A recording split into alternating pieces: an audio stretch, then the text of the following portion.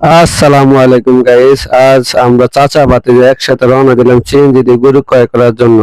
CNG থেকে নেমে দেখি রাস্তার ভিতরে একটা গরু দাঁড়িয়ে রয়েছে, অনেক মোটা। মোটা গরু মানে সুস্থ গরু নয়। কোরবানির গরু কেনার সময় অভিজ্ঞ কাউকে সঙ্গে নেবেন, যিনি সুস্থ গরু দেখে চিনতে পারেন। এই ক্ষেত্রে গরুর বয়স কমপক্ষে 2 বছর হতে হবে। সাধারণত এটা আমরা দাঁত দেখে বুঝতে পারি। ছাগলের ক্ষেত্রে কমপক্ষে 1 বছর বয়স হতে হবে। উটের ক্ষেত্রে কমপক্ষে 5 বছর হতে হবে। কোরবানির পশু ক্রয়ে যে বিষয়গুলো আমাদেরকে বিবেচনা করতে হবে: সর্বদাই পশু লেজ নাড়িয়ে মশামাছি তাড়াতে ব্যস্ত থাকবে। চোখ বড় ও উজ্জ্বল দেখা যাবে।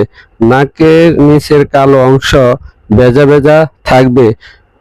গরু মহিষের ক্ষেত্রে বয়স 2 বছরের বেশি, ছাগল ভেড়ার ক্ষেত্রে 1 বছরের বেশি হতে হবে। সম্ভব হলে পশুর প্রস্রাব ও গোবর স্বাভাবিক কিনা তা যাচাই করতে হবে। পশুর পিঠের কুঁজ মোটা ও টান টান হয়, এটা দেখে চিনতে হবে।